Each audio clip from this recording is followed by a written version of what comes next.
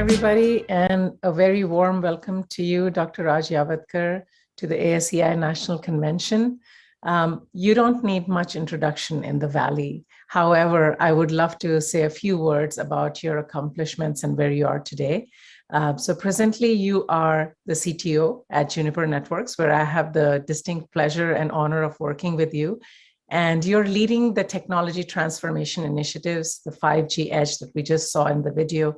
You're doing a lot of cutting edge work there for Juniper. And prior to Juniper, you have led large organizations at VMware as well as Intel, where you were an Intel fellow. And you had the opportunity to work side by side with Andy Grove, that we will talk a little bit about today. I do want to start with a little bit with your initial journey. You did your schooling with at IIT BHU and also IIT Bombay, followed by your PhD here at Purdue. And you have 45 patents to your name and have published more than 60 papers. So that's just a little glimpse of all the accomplishments. I know you have many more, but we will get started with that. And what I would love to understand from you, Raj, is if you can share with us your initial journey. What got you interested and excited about coming into the field of engineering, and how were those initial years of deciding what you wanted to do, how you want to do it? Because as you know, one of the charters here is to nurture young engineers. So they would love to hear from you how your initial journey was. Thank you, Surbhi. I'm very happy to be here, and thank you for inviting me. I've been following the organization since you introduced me to it. I wish I knew about it more earlier. I would like to direct more people to this organization now.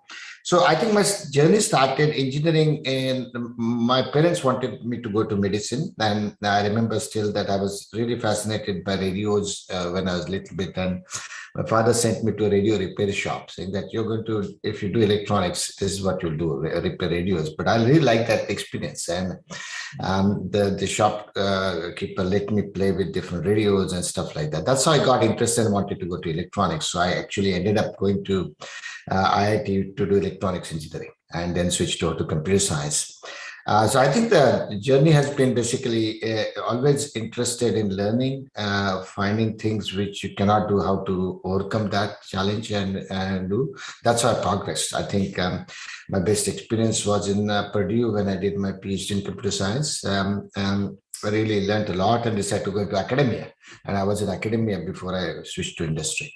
Yeah. Right. Got it. Awesome. So first of all, I think, I would love to understand more about that switch from academics to, being in corporate world. But before that, I'd be remiss if I don't ask you about your own experiences at Intel with Andy Grove, and what were some of the learnings. And, one of my favorite books is Only the Paranoid Survive. And I know you talk about a lot of learnings from there. So can you share some of those with us today? Yeah, obviously, I think I didn't. I reported into Andy Grove. I got a chance to present to him a couple of times, and when I was appointed Intel fellow, that time Andy had to approve that. I had dinner with him, I remember, and then I followed up with him later on after he retired from Intel. What I liked about Andy is that he was one of the best visionaries and strategists I got to know. But most importantly, the vision and strategy are easier, in my opinion. His focus on execution, translating that vision into execution and prioritization was amazing, right? He let innovation happen. His famous quote, that's actually a paper he wrote actually with some Stanford professors. He used to say, let chaos reign and then reign in chaos, because you don't know which one of the bets you're going to make are going to succeed. So let them proceed to a certain extent without any control, and then try to control him. And then, like you mentioned, only the paranoid survive. I think anytime Intel had the record quarter, he would come out and say, now we are in trouble. We need to do something because competition is coming at us. That really helped me understand that, ultimately, the success is not about defining strategy vision, but translating that into some actual results and prioritization and focus. It's a big learning, and I found him one of the best managers. He has a book called High Output Management. I have donated a copy of that book to many people, including me, because and that book really stayed with me in terms of how to manage large organizations. Yeah. Yeah. One thing you just mentioned, that strategy and execution, right? About how execution is equally important, if not more, than creating good strategy. How do you keep your teams motivated? Especially the leaders in the team. We typically, go to MBAs, do MBAs, and go from that engineering to MBA and think all about strategy and forget that you have to execute at all levels. How do you keep that focus back within your teams?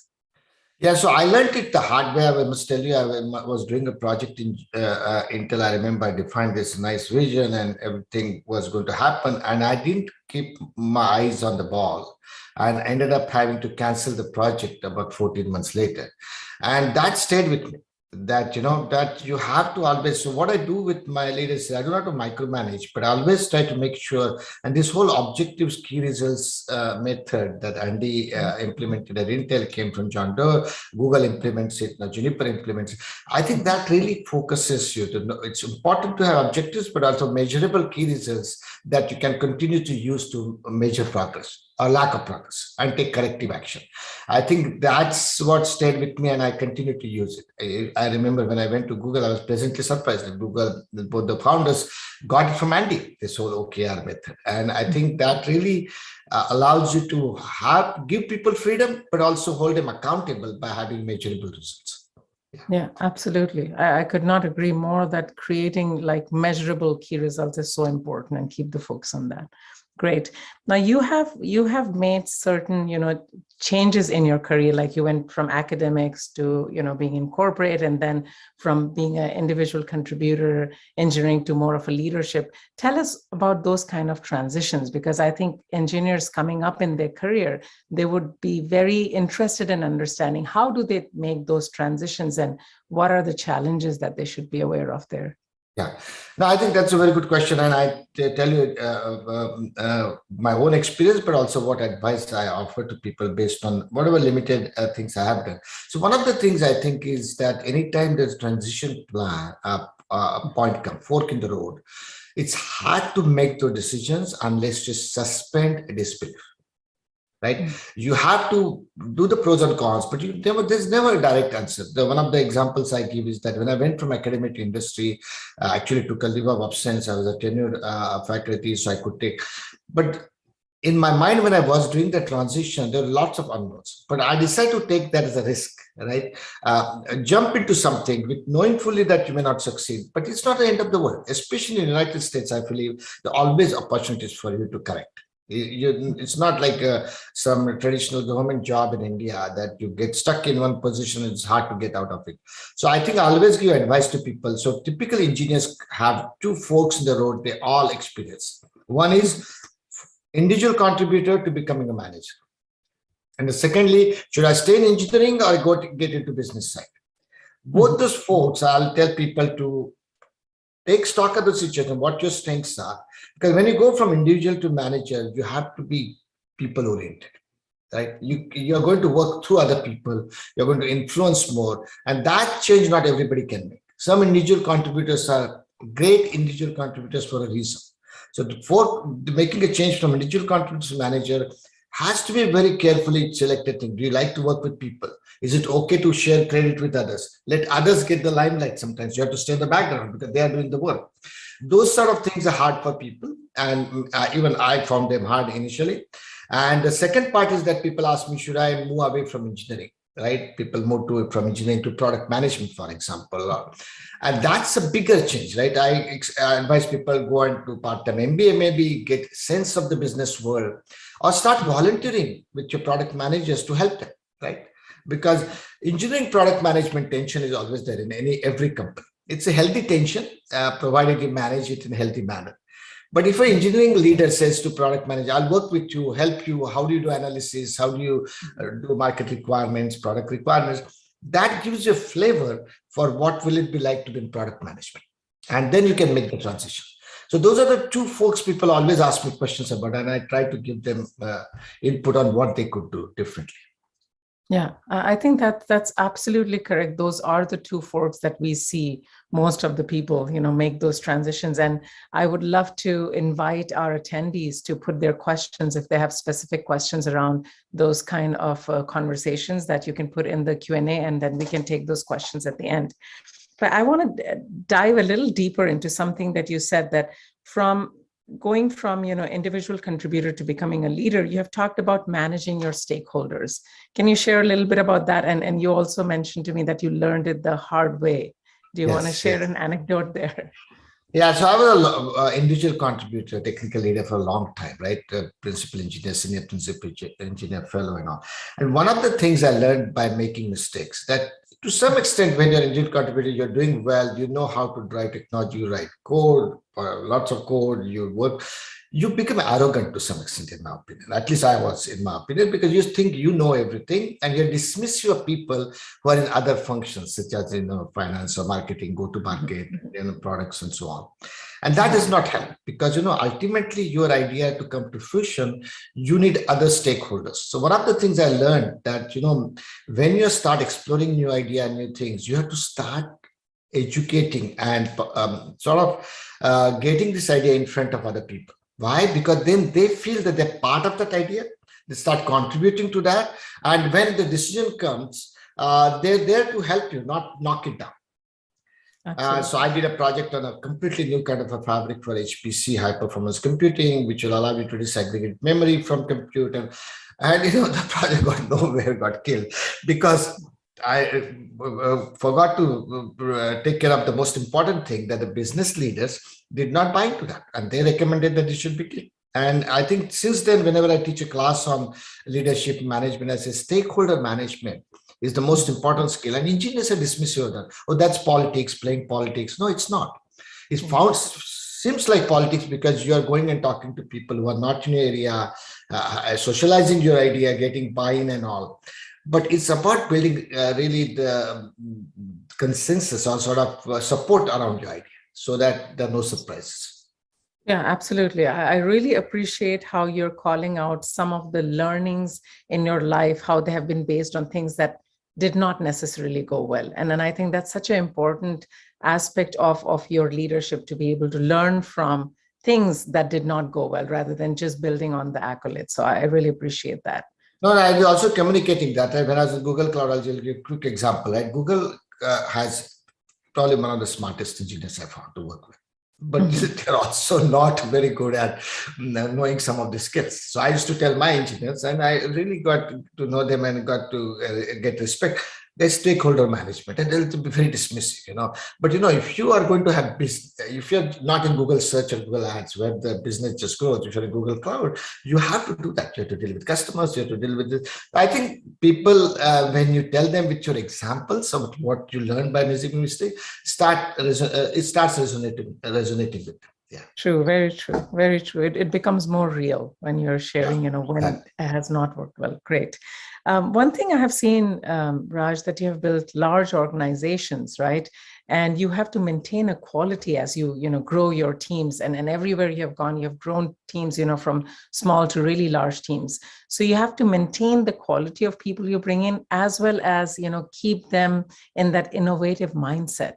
How do you achieve that? How do you do that on a consistent basis? So I think I was reading the HBR article this morning about bell curve versus Pareto distribution, right? And in reality, life is about Pareto distribution. It's not bell curve.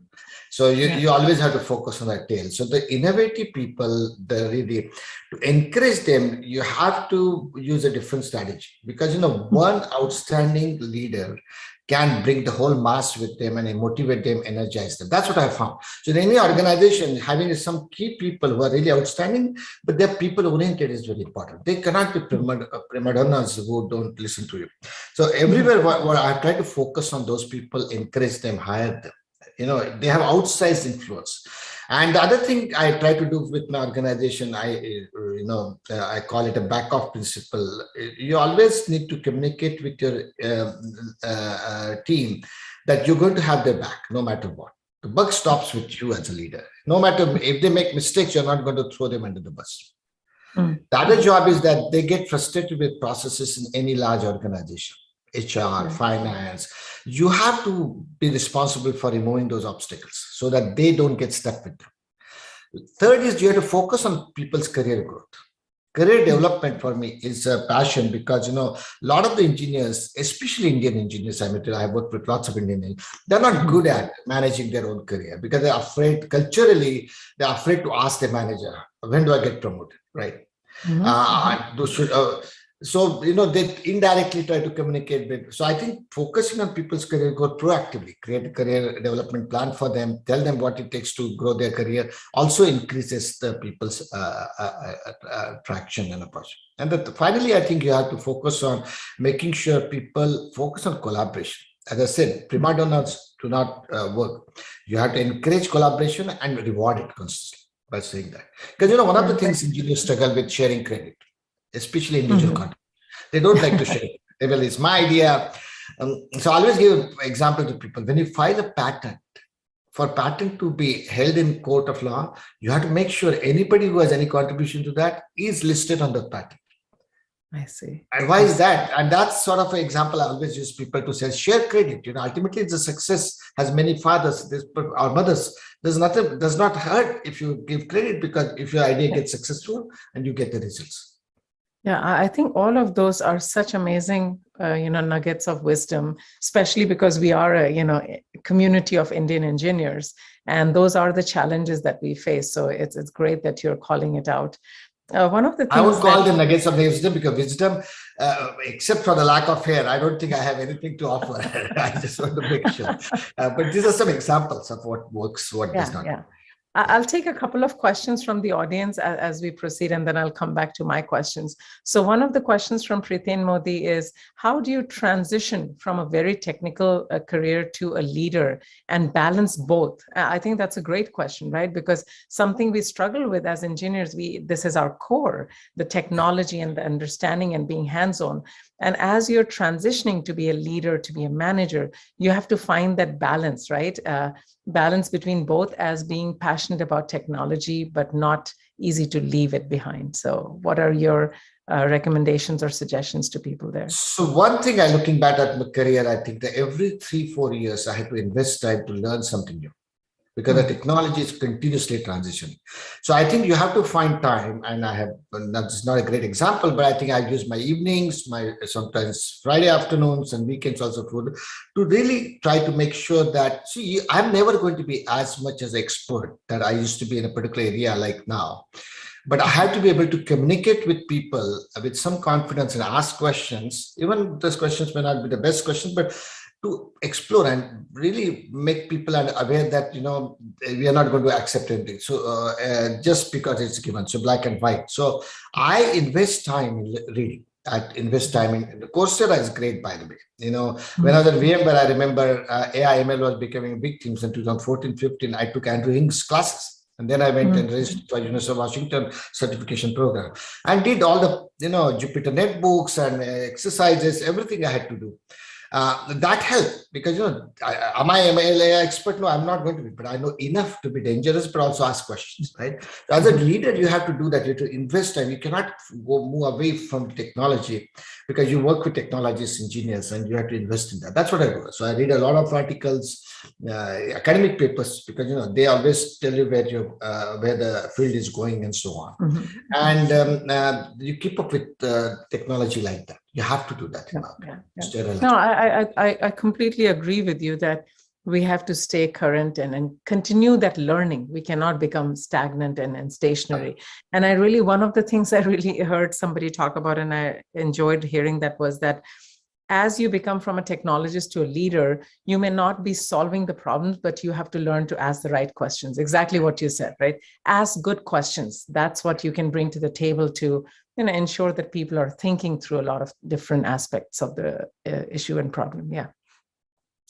One of the things that I heard you talk about was the 3 Ps of presentation, and something you talk about how we as Indians don't necessarily invest time in building up those skills. And what is your advice on helping us, becoming more presentable, improving our communication as well as presentation skills?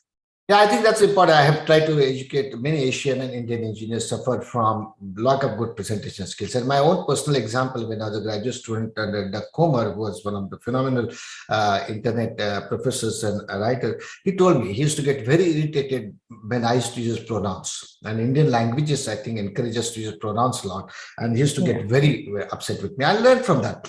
So I always try to tell people, that, and I have created a class on presentation. I try to teach that at both Intel and VMware.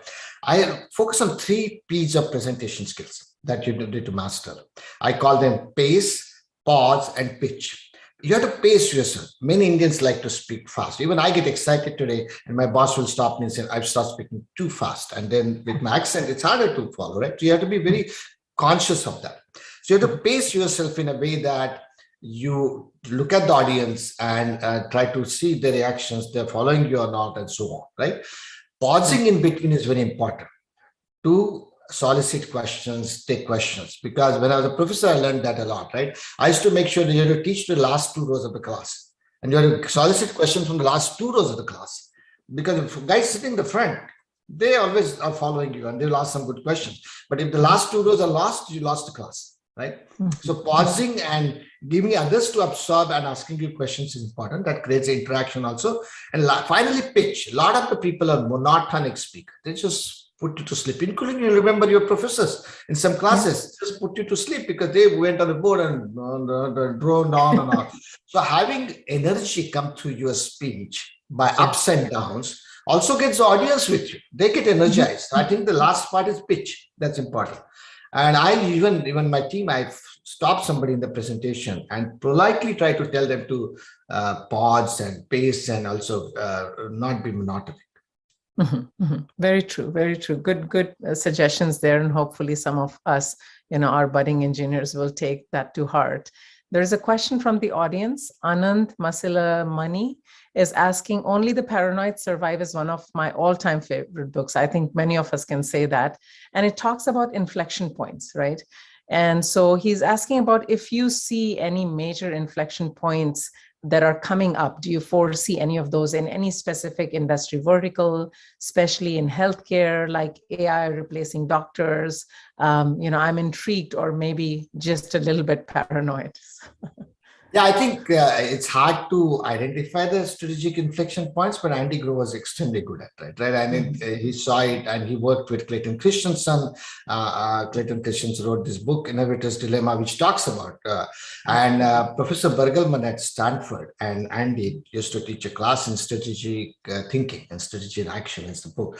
And, there are inflection points as we experience today. One is in the computer networks, in my opinion, that what is happening is that traditionally the connectivity, internet connectivity is provided by service providers, telcos. But the hyperscalers like Amazon and Google and Microsoft now are expanding their local zones closer and closer to their customers, both enterprise and consumers. And they can use their gigantic network as a transit network. So the enterprise customer of Amazon never has to leave the Amazon network, except for a very tiny short mile where there might be connectivity. Even that they are beginning to provide as WAN connectivity. That's a big inflection point. I worry about our customer service providers are one of the largest customers. How are they going to survive? Because they're already providing basic connectivity, but even that is being taken. So that's a big inflection point for service providers. In the medical field, I do believe that the use of data increasingly being used is going to change how diagnostics is done. And a lot of the diagnostics could actually be automated to some extent, and also will be very different. An example is that, one of the things that one of my friends, he does risk evaluation for large portfolios on Wall Street. And he recently wrote a paper that a lot of the techniques used there can be used in medical science for predicting diagnostics. Predictive, an example he gives, the blood pressure samples are taken in time, one at a time, but if you look at them and simply apply a simple technique like a derivative of the cumulative sum, you start seeing patterns in blood pressure that can predict what problems you could have in strokes. So that is another inflection point I think is beginning to happen. And the third one I really think is in sustainability Everybody's going for carbon neutral computing. People want to compost their food waste, compost. That one, I think, is going to create completely new business models and opportunities for people. I think these are some other inflection points. But I don't have crystal ball. I think all of us have to look at what the inflection points are coming. Yeah. Those three are definitely top of the list for sure. Talking about a little bit about your building innovation in your organizations, you talk about fail fast strategy, right? Something you have learned from the leaders. What does that mean, and how can people incorporate something like that, especially in traditional companies? I think it's easier to think that way in more agile, new startups, cloud first kind of companies. But a lot of us are in more traditional environments. How do we incorporate that kind of thinking? So I think you have to learn a lot from startups. The reason the startups in the Silicon Valley make huge difference because they have this concept of minimum viable product. They continuously try out ideas, go to the customers, and traditional companies tend to be very stodgy. The account teams will tell you, don't go to customers with some crazy idea. I have to sell the current products, right? Mm-hmm. So I come up with the idea, this minimum viable demo, MVD, which is like an MVP, but not quite product, but sufficient functionality you build in a demo that you can take to the customer and do a POC with them so that you can get feedback. That creates a quick cycle. In 12 months, you can throw out the idea or you can expand the idea. So that's number one you have to do. Number two, I think you have to some extent, to quote Andy Grove, right? Let chaos reign. That means at least for the first 6 to 9 months, let people try out different things. Don't micromanage them. And then reign in chaos means start looking at putting some structure behind it. And I think the third part of the encouraging innovation is you have to reward people who fail. If your promotion criteria is that you must, to become a distinguished engineer, you must have shipped a product and blah, blah, blah, then who's going to take a risk and go after the fail fast MVD kind of product idea? So that's another thing Andy used to do. At the time when he did not know the answer, he would have 2 or 3 teams compete for the same thing. And he will make a decision in 18 months to go with one. The other 2 will be discarded, but those people will get rewarded and promoted. Yeah, that is Which is awesome. Very important. Then people are not afraid to try. Right? Yeah, absolutely. You talk. Otherwise, people don't like uncertainty and ambiguity. Some people cannot function in that environment. So you have to find the right kind of people and reward them. Yeah, very true. Very true. Earlier, you talked about risk taking, and I was going to ask you, how do you promote that? And you answered that question. You have to reward failure so people can become more, ease into risk-taking behavior and not worry about it, what would happen. Great. Now, one of the questions we have from an audience, Nilesh Patel is asking, thank you, Dr. Raj, what guidance would you give to engineers with customer-facing role to balance technical, sales, and leadership skills? That's a great question. Something you touched upon earlier, that how do engineers become more, build more people skills, are able to learn about sales, leadership, other things that are needed in customer-facing roles while they continue to be engineering leaders? Yeah, I think that's a great question. I'm not going to claim that I know the complete answer to the question, but I'll tell you that you have to continue to maintain technical skills, but the customer-facing skills are very different. One of the things I have learned is that, customers don't like to be told what you're thinking. So using Socratic style of exploration with customers works very well. Because many times, I'll tell you networking, right? You go to talk to network operators at the enterprise IT, or those network engineers are typical, those ponytailed, the nerds that we have stereotype, which is true actually. And they have a very high ego, and they do not like to be told that they're doing something different or wrong. So one of the things I've learned is not try to tell them, push them, but try to ask them Socrates-style question. How do you handle this problem? Could you do this? And that is very important to do, because many times our tendency is to go and present to them what is the great innovation we're doing, a new idea we have. That does not work very well in my opinion. So I think customer-facing skills, those you have to develop. And I always like to observe account managers, sales guys. Those are really amazing. They don't know anything about what they're selling, in my opinion, many times. I hate to say this, but they know how to work with the customers and make them feel really good, and then open up the doors for others to sell the idea. Yeah. I think the next question is also kind of related to that, where Kush Shah is asking about utilizing design thinking approach for innovation by doing empathy interviews with customers, failing fast and failing forward, low resolution prototyping and testing. I think you touched on some of those, but is there anything else you want to add there? The only thing I would say that empathy interviews are enough, not enough, that you have to have some running code, especially if you're doing software products. Hardware product systems is harder, but you need some prototype, something that you can put in the customer's hands and let them try it out. That has enormous impact, I find. And also it makes you humble. Okay, you tell them, tell us what is wrong with it. Will it work or not? That gives them a sense of power. And once people feel empowered, they are on your side. They start working with you. That's important. I think even at Google, I remember going to early customer, having an early design partner for an idea to try out. I did that with Cardinal Health at Google. I remember at VMware, I had Best Buy, Target like customer.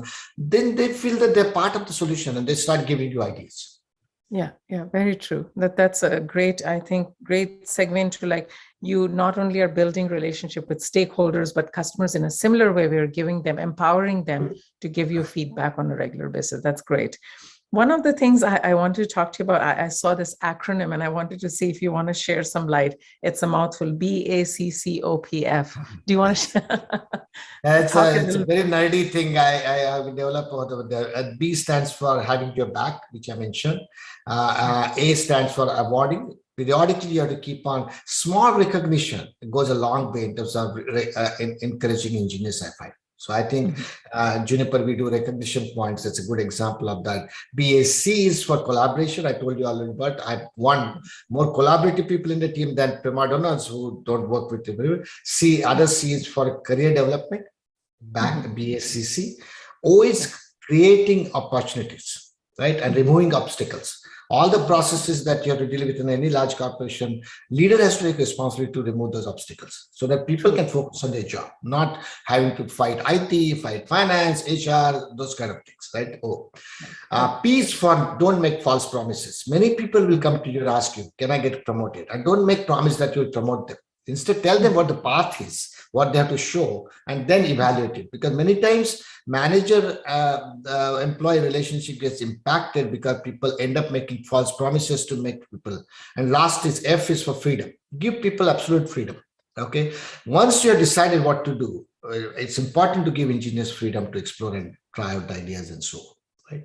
That's sort of my philosophy I developed over the years. Yeah. I love it. I love it. I'll try to keep that acronym in mind.